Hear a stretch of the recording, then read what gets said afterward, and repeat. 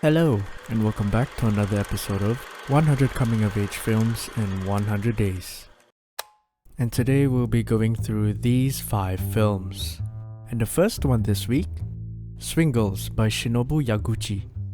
I am a fan for films with quirky characters, sassy tones, and cute girls that are not obnoxious to watch. In my opinion, this film delivers that. There's ample amount of clumsiness, childlike decisions, and carefree nature in the characters for me to have so much fun watching. The performances were blatantly comical, various events that does not make sense, and timing that are unnatural. However, there's a charm I feel that unrealistic ideas work comedically and naturally in realistic circumstances. I felt like this film was constantly punching you playfully like a child hitting you. It's painless and unserious until you reach the end of it and realize you've been bruised. That's when it hits you that the fun comes at a price. I'm not acknowledging the fact that the girls got away with almost killing the school band, but I do forgive them for eventually learning how to swing. And the second film this week, Booksmart by Olivia Wilde. This is my second time watching this since 6 years ago, and I forgot how much energy there was, and it is such a noisy film. Though I would love to give credits where it's due in this film because it's still a fun, quirky and absurd film to watch. However, it did not resonate with me very often. There were times I felt the dialogue were unnecessary and just there to fill gaps with insubstantial yapping. The music were overused and weakly carried the emotion and feel for many of the scenes. The second act is where I felt has the strongest bit because it is a revelation of everything that the protagonist stood against, which to me felt cathartic. The protagonist finally felt grounded and the weight has been lifted after they start humanizing the people they condemn from the start. That to me has more soul than any other parts of the film. And the third film this week, Juno by Jason Reitman. The premise feels like I'm about to walk into something unfamiliar. Although this was my second watch of this film since 6 years ago. One note I'd like to make is how loving the protagonist's family are. Caring and warm, making her problems feel less daunting, which in her case is one of the most taboo things that can happen to a high school girl. That said, the protagonist herself is an active driver of the plot.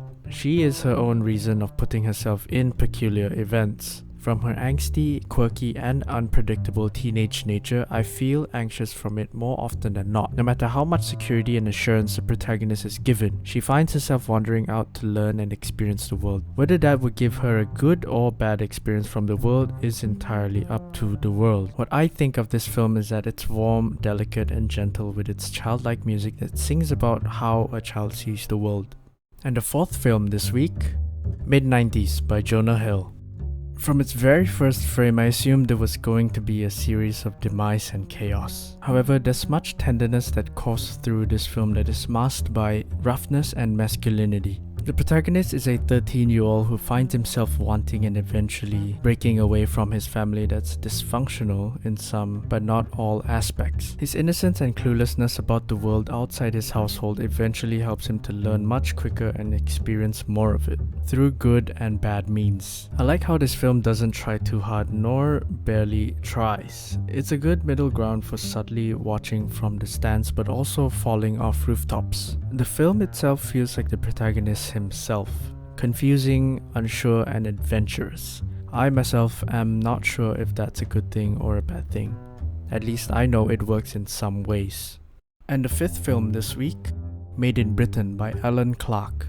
Chaos, rage and anger reeks from this film. From head to toe, the protagonist is consumed by not just his emotions but the desire to never work for the system. It's a political film when you dig deeper into the semantics. It's a showing of a person who is a nihilist that has no dreams nor love for anything, that his purpose is to cause chaos and live day after day as a failure to society. Though he is no killer or hits anyone, just one who breaks things and disrupts order. Is that enough to make a statement to the higher-ups? There's a lot to talk about the characters, especially for the protagonist who does whatever he wants. Whether you see him as a defect or a perfected outcome, the verdict is subjective and both views expose a system that is imperfect. This film can be seen as a case study of what the country produces. Therefore, the protagonist is a product that's made in Britain. And that's 5 films this week. Don't forget to subscribe, like and comment down your thoughts. And I'll see you next week. Bye.